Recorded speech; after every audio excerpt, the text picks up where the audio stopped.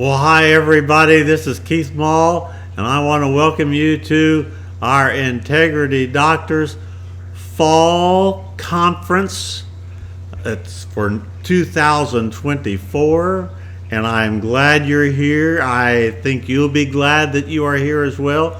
We're going to have a lot of fun. It's going to be very important. It's going to make a big difference for everybody who's listening, for everybody who's paying attention. This is going to make a big difference, and it's going to be lots of fun here. And I want to start out naturally with something that I want you to keep at the front of your mind and the front of your computer and the front of your cell phone. Probably be a great place. It is this. Here's the line I want you to get. Never. Everybody say never. Never. They'll say never. Never be lacking in zeal. Now that's never. Never be what? Lacking in zeal. Now that's just so that you know. You say, well, I've never been, if you've never memorized a verse in the Bible before, this is your first one, and it's a good one. It's only a few words. It's Romans 12:11. Never be lacking in zeal. Now the question we got to answer, obviously, is what in the world does zeal mean? Well, zeal means to have wholehearted passion, commitment, and persistence for a purpose. How about that? Now, zeal means to have wholehearted passion, commitment, and persistence for a purpose. So the next question I want to ask you is this. Is zeal something we have naturally, like an appetite? Or is it possible that we could become lacking maybe in zeal? Well, I'm afraid that it is possible. It isn't something that just comes naturally. It's something that you got to put there and keep it there. You must have and realize that having a burning zeal is like building a fire. It requires starting and it requires constant fueling. Well, that's why we're here. So one other quick thing here on the Bible. The Bible says in 2 Chronicles chapter 25, verses 1 and 2, Amaziah did what was right in the eyes of the Lord. Good God. Amaziah did what was right in the eyes of the Lord, but not wholeheartedly. Now, you see, he did what was right, but he didn't do it wholeheartedly. You say, but why do I want to follow this? I've never heard of Amaziah. Exactly. He was a good guy doing the right things, but he was doing it half-heartedly. What was the result? The result is us saying, who's he? Who's he? You see, he didn't win. He is another member of the also-ran community. He didn't win. How come? It isn't because he didn't do good things. It isn't because he didn't do the right things. It's because he did them half-heartedly. It isn't that he wasn't doing what he's supposed to do. It isn't that he wasn't doing the system. It isn't that he wasn't following the laws. No, he did them, but he did them what? Half-heartedly. Now, the question I've got to ask you is, do you want to win? Raise your hand if you do. Do you want to win? Raise your hand. If you're going to win, you got to do more than the right things. You got to do the right things with zeal. Never be lacking in zeal. You do the right things just like Amaziah did, but the difference in Amaziah and you and me is we're going to do it with zeal, bucko, wholeheartedness. That's what will do it. So this is pretty good. Are you doing the right things? If the answer is no, then we need to do that. We need to get that on track first, okay? If you're doing, first of all, we got to do the right things. But now we got to understand. Yes, Keith, yes, I'm doing everything I'm supposed to do. Yes, I come to the house, I do everything. I'm on time. I do it all. I do it just the way I'm supposed to. I am 100% doing the right things, doing the system. But are you doing the right things, but maybe doing it wrong? Because it takes wholeheartedness. And I got to be honest with you, straight up, man, this can change from even day to day. What your answer is today might be different even tomorrow. Last week, you guys, I am not kidding you. I was watching the Tampa Bay Buccaneers, and they were playing the Saints, and it was a wild game because I'm telling you, in that first quarter, the Bucks came out there just like a Super Bowl team. It was awesome, man. I mean, we scored 17 points first quarter. At the end of the first quarter, it was 17 to zippo. I'm picking up the phone to buy Super Bowl tickets. This is the best team I've ever seen. This is great. This is awesome. We're going all the way. And then guess what happened? The second quarter started, and you would have thought we changed teams. I am not kidding you. It seemed like we were a whole different team, and they were too. I'm telling you, by the time we got to the third quarter, it went from 17 to zip in our favor to us behind 27 to 17. What? I didn't even think I needed to watch the rest of the game. But you know, you got to play the whole game or you still lose. It doesn't matter. The first quarter just doesn't make a whole lot of difference. You got to stay in there. So I mean, we just changed. What happened to everything that they know and everything? It was the same players, same plays, same field, same time, but the wholeheartedness somewhere went right out the door.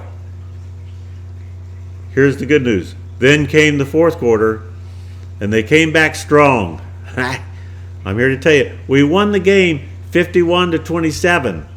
But my point is, what you are doing now might not be what you are doing tomorrow. We got to keep a check on it, because you may say, yes, Keith, I came in here today, I came into this meeting with a whole heart, totally for doing it.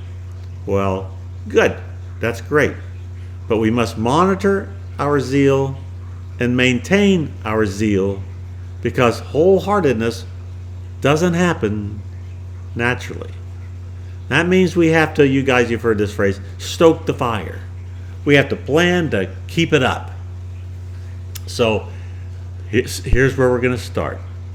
We're going to start with the zeal test to monitor our zeal. Now, you guys, in our summer stream, if you were there, then you know I introduced a happy test. I hope you're still doing it. That is one awesome test. That'll keep you going, man. Some people aren't happy at all. Some people are happy. Some people are happy, and then others are happy. Now, there's a test we should be continually taking because we don't stay naturally happy. Well, now what I want to do is today I want to give you a new test. It's a fall test to take, and it's the zeal test. Just as an EKG can measure the health of the heart and blockages that might threaten it, it is helpful to have an instrument that can measure the level of our zeal, our passion, our commitment, our wholeheartedness for our purpose, and reveal any blockages that might threaten it. So I'm about to give you the 6 questions to the test, and you can grade it. Or put it on your phone or on a tablet if you actually write with a pen and stuff. Here is a 6-question test to measure. Do I openly and frequently talk about my purpose, my God-given dream? Do I openly and frequently talk about my purpose to keep it at the front of my thinking and to create, this is pretty important, a public accountability for my actions? Now, you know, this is really a pretty big thing. And what's interesting, you know mine. Matter of fact, you know it too, and it's yours, hopefully. But say it with me now. Everybody clear yourself. I am born to heal. I can change the health of my world. I will do whatever it takes because I believe I was born for this. Now you say, okay, Keith, yes. We know what your dream is. We know what your purpose is. We know what our purpose is here. It's no big deal. It really is. I'll ask you this question. For all the people you know in this world, how many of you know the purpose of all those other people? How many times are they talking about it? How many times are they praying? How come you know mine but you don't know theirs? You know them a lot better than you know me, but you know mine. How many others do you know? Now, that's what makes it a big deal. Hardly anybody really does what we're doing here. You take it for granted. You take it for granted because we've done it, but not everybody does it. So now, on this first question, do I openly and frequently talk about my purpose? How would you grade yourself? Never? Do you openly and frequently talk about your purpose? Never? You never talk about it? Or do you do it maybe yearly, once a year, where you have a sit down and work on your calendar? Or is it monthly, maybe every month you do? Or is it weekly? Or is it daily? How often do you openly and frequently talk about your purpose? Question number 2. Do I accept the responsibility to make this God-given dream happen? You know what I mean. It's your responsibility. There's nobody else to look at, nobody else to blame, nobody else. It's not up to insurance. It's not up to elections. It just depends on who gets elected. No. Doesn't matter who gets elected. There's been a lot of people elected in my lifetime. Doesn't matter. If it's going to be, and by the way, I vote and stuff, don't get all touchy. But what I'm saying is, I accept the responsibility of the dream that God has given me. If it's going to be, it's up to me. I must have the plan and work the plan. Now, is it enough to just do the right things? No, it really isn't. I must do them with zeal. So the question would be, what am I doing to stoke the fire? How would you answer that question today? You'd have to make a list, and we'll talk about it next month for that. So, question number 3. Do I complain about problems? I really like this. Do I complain about problems in a way that cleverly rationalizes a half-hearted involvement and effort? You know, if you can really list the problems and build a case with it, you can prove why you know your purpose, but you kind of just go at it as best I can, and we'll just do the best, and I don't know how we can do it. Oh, you're rationalizing rather than accepting the responsibility. So, by the way, on this question, it can be yes or no or sometimes. Maybe sometimes you accept the responsibility. Sometimes you don't. Sometimes you complain and rationalize a half-hearted involvement. How would you answer that question? Numero 4. Do I allow unexpected events or losses to knock me off my feet? Maybe even quit? Or am I committed 100% with passion to do whatever it takes? Do you allow unexpected events or losses to knock you off of your feet? Number 5. Do I acknowledge and celebrate every step taken in the right direction with wholeheartedness to put us closer to accomplishing our purpose? Now, see, I think that's a lot of times we don't put the focus on all the steps we've taken that were right. We need to take a bow. Never been to a musical where they didn't take a bow at the end, and they know how to take a bow, boy. Those guys on a Broadway musical, they know how to take a bow. They've even rehearsed how to take a bow. It's an important thing because it stokes the fire. You got to acknowledge and celebrate when you're doing it right, when you did it right, when you won. Celebrate all the. How many times does a team complete a pass or have a great run and do it all and it works and it went just the way they wanted it to? Do you ever just see them say, "Who cares?" Or do they go around jumping up and down, doing a jig, doing the? Well, it's not the jiggy or the diggy or I forget what it's called. But man, I mean, they have even dances that go with it. It stokes the fire. Now, how would you answer that question? Well, I never have really done that. Or maybe you'd answer, well, yearly we stop and take a look at all the good things we did. Or maybe you'd say sometimes. And maybe you'd say every time it happens. What's the answer? And then the 6th final question is, am I honest about my level of zeal? And am I ready to take the steps today, right now, to grow my level of zeal? Where this test reveals I am lagging. because I never want to be lacking in zeal. How would you answer that? Yes or no? Okay.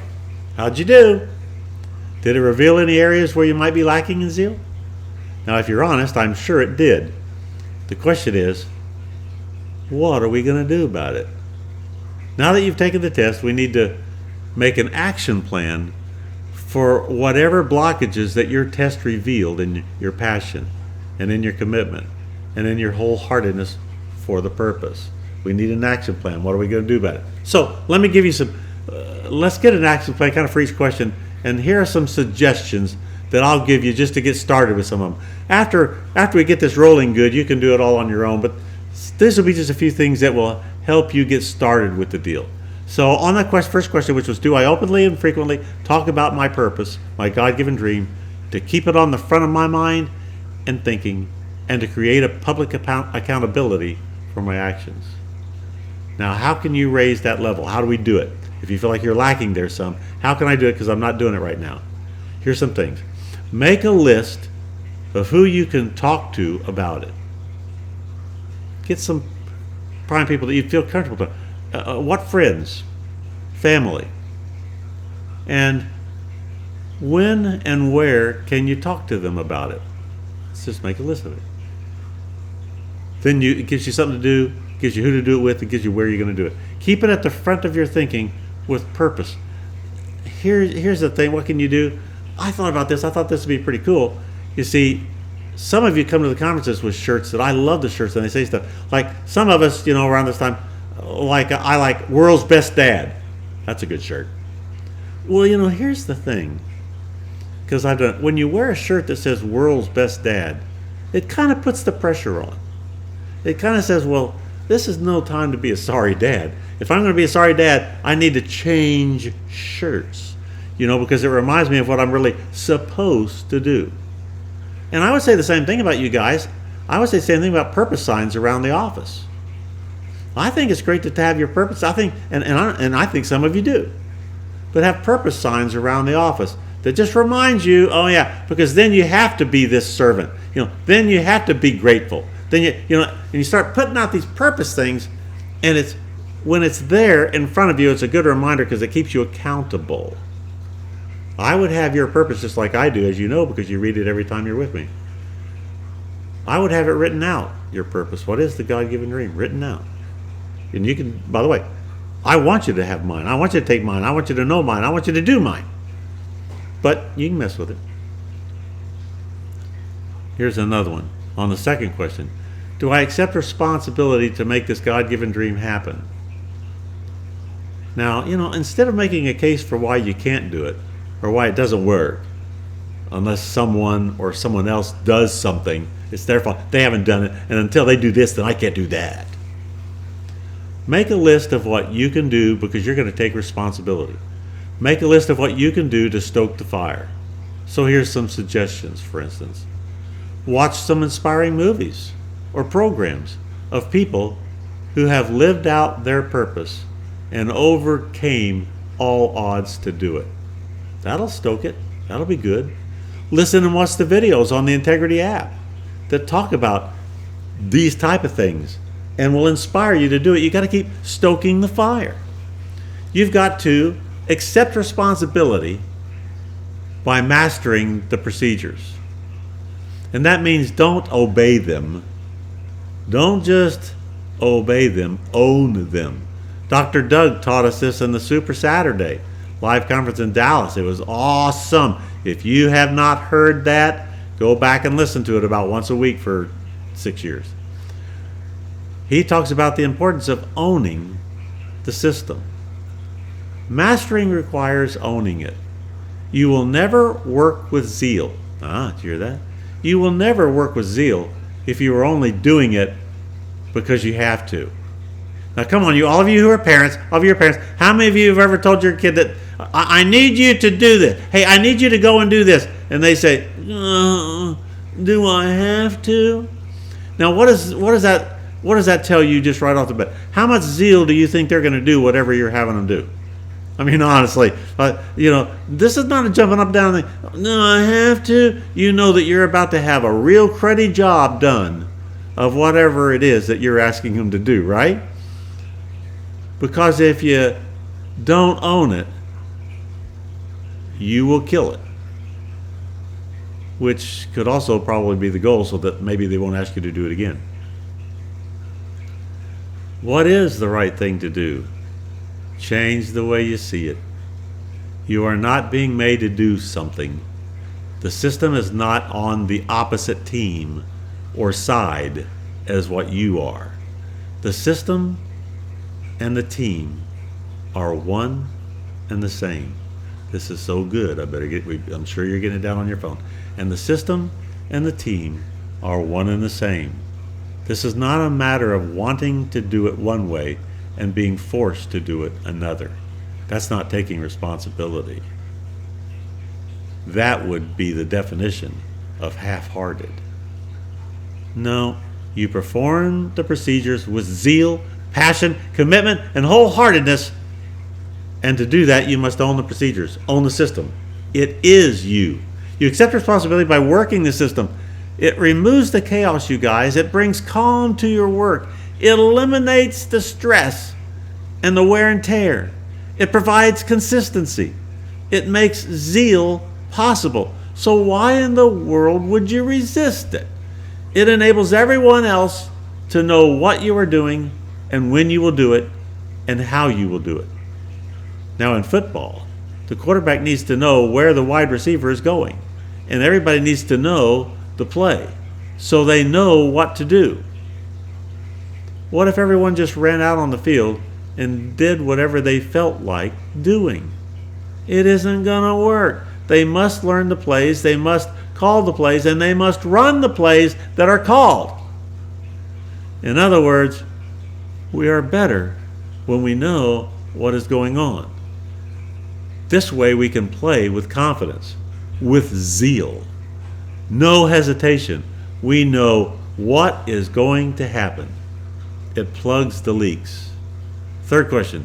Do I complain about problems in a way that cleverly rationalizes a half-hearted involvement and effort? No. That's saying things like, well, we can't find anybody to do it. Nobody wants to do this. We can't find any doctors. We can't find anybody that wants to do this. Nobody wants to be there. Or we say things like, well, ever since COVID, boy, I'll tell you, ever since COVID, you can't find anybody who wants to work. You can't ever find anybody who wants to do anything. You can't find anybody who wants to leave home.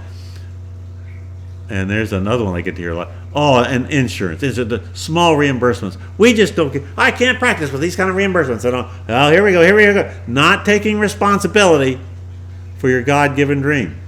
Now, let me give you a quick example straight from, I want to talk to you about a little boy, a story that you're very familiar with. Jesus was out, and there was a crowd of 20,000 people there. 5,000 men, 20,000 people. There was 20,000 people all here. Now, think about 20,000. 20,000 is a real good attendance to a professional basketball game or a professional baseball game. I mean, that's a ton of folk, man. Try to picture 20,000 people. And he turned to his disciples and he said, these people are hungry.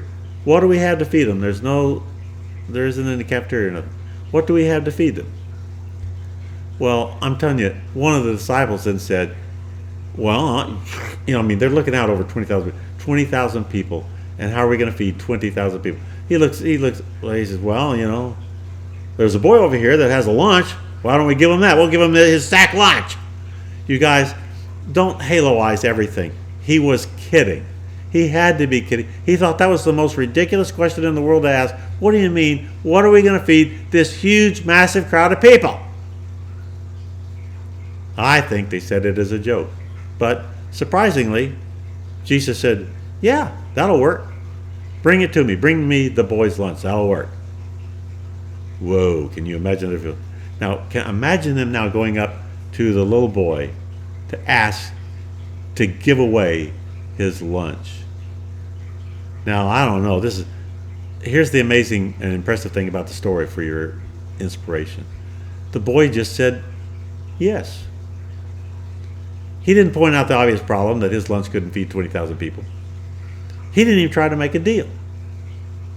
Now, that's pretty surprising. See, now I know with my grandkids, if I even try to take a French fry off their plate, oh man, just try. And there's sometimes I say, well, I don't think they're going to eat this. And I reach over there and I eat something that they have almost proven that they're not going to eat. And I mean, 1 minute later, if it's like that long, I'll say, hey, I wanted that. And well, you did. I didn't think you wanted it. You hadn't been eating it. And, this boy didn't even try to make a deal. Well, okay, you can have one of my fish, but I'm going to keep the rest of it. Or, I'll keep the fish and you can have all my bread. Now, he didn't do that. Without hesitation, he gave all of it. All of his lunch. That's pretty impressive. He gave the only lunch he had, all of it. And there's no record of him asking for anything in return. He made no demands of, what will I get? I'll give you this if you give me that. No, there's no mention of crying. That's a biggie, isn't it? No mention of complaining. What? Or hesitation. Nope. He had zeal. He knew somehow that it was the right thing to do, and he did it. Wholeheartedly. He gave him all he had. There was no arguing with Jesus that this was all he had and it wouldn't be enough to feed the 20,000. Now that's an important little statement, because here's something I want you to write down. He somehow knew God would take what he had and make it enough. He somehow knew that God would take what he had and make it enough. Do you have enough to fulfill the dream and purpose that God has given you? I know it doesn't look like it sometimes, but God will take it and make it enough. Wow. This is how you handle question number 3. One more interesting thing, though, that I want to point out. We don't even know this boy's name. He got no credit. Phew. I am sure nobody came around and said, wow, kid, thanks for giving your lunch. No award was given. Come up on the platform here, young man. Come up on the platform, Jesus said. And they said, this boy gave up his lunch for... No, that didn't happen. But we do know the result of him giving everything he had. Jesus made it enough to fulfill the purpose. He fed all the people. And guess what, you guys? You know who also got more lunch? Got more back than what he gave? You know what? The boy got his lunch back, plus some. You can be sure that boy ate well. Oh, this is really good. Now here we are over 2,000 years later, and we've all heard this story, and we're still telling the story. So, don't rationalize your lack of zeal and half-heartedness by complaining and proclaiming that you haven't been given enough, or you just need these people to do this and it's all their fault, or it's that insurance, or that's whatever. Give it all, bucko, whatever it takes. Now, number 4. Do I allow unexpected events or losses to knock me off my feet? Maybe even quit? Or am I committed 100% with passion to do whatever it takes? Unexpected events, here's one thing I want you to know. We all have them. And they can knock us off our feet if we let them. Do you ever let them? How do you handle unexpected events or losses anyway? Why does this matter? Because hurricanes happen. That's why. And hurricanes can rob us of our zeal. Now, boy, this has been a month. That's all I can tell you. Now, I want to start out by saying this. Florida is a great place to live. Hundreds and hundreds of miles of white sandy beaches. Lots of beautiful lakes with awesome fishing. Year-round warm weather. And green landscape with palm trees galore. And the best golf courses in the country. We have 3 NFL football teams. We have 2 Major League Baseball teams. We have 2 NBA basketball teams. We have 2 world champion hockey teams. How many states have all these things? And everybody knows we are the home of the happiest place on earth. We have Disney World, Epcot Center, Animal Kingdom, Disney Studios, Downtown Disney. We have hundreds of water parks. And of course, we have Universal and Adventureland. We have NASA. Honestly, there are too many tourist attractions to even name. But that's not all Florida has. It also is a fact that hurricanes happen here.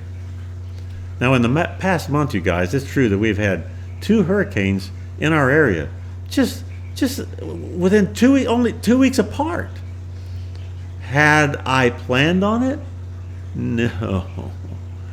Now, forget about the fact that this hasn't happened in our area for over 100 years. It doesn't matter. I have never seen anything like this.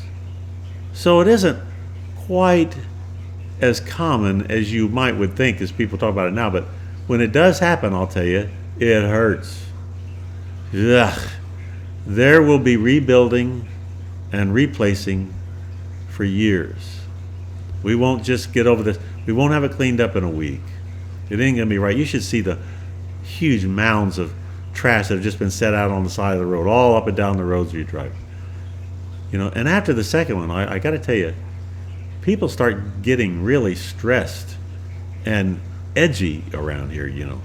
Some became like walking clones of the Weather Channel before it got here, and I started hearing some say they were going to put their house up for sale and go somewhere safe. You know that word, the word we've come to worship these days. Just for fun, though, I want to ask you, look at all the list of things that I gave you in the way I started this thing. Look at that list again of great amenities in Florida that nobody has to offer. Nobody can say what I just said about them. And all you have to do is ignore all those things so that you can focus on the 2 hurricanes. One other question. I wonder how many of the Floridians who are overwhelmed with the storms, how many times have you ever heard them overwhelmed at all the great things we have in Florida when we haven't had a hurricane? I try to live by a mantra that simply says, I'm never down. I'm either up or I'm getting up. So right now we're getting up. So how do you handle unexpected losses? Keep your focus on all the gains. Count your blessings instead of sheep. So, another thing that I got to ask you about, okay, put your house up for sale. Quit. Go ahead and quit. Where are you going to go? In business and in life. When you hit storms, and all businesses have, every place has their own version of storms. Every state does. Every state has their own version of storms. Snowstorms, tornadoes, flooding, ice, wind, rains, all the time. Earthquakes, mudslides, fires. If you have found a place that has no storms, you guys, no hot weather, no cold weather, all good, and no dangers, nothing but good can happen here, that could only mean one thing. You're in heaven. Until we get to heaven, we are going to have storms and stuff.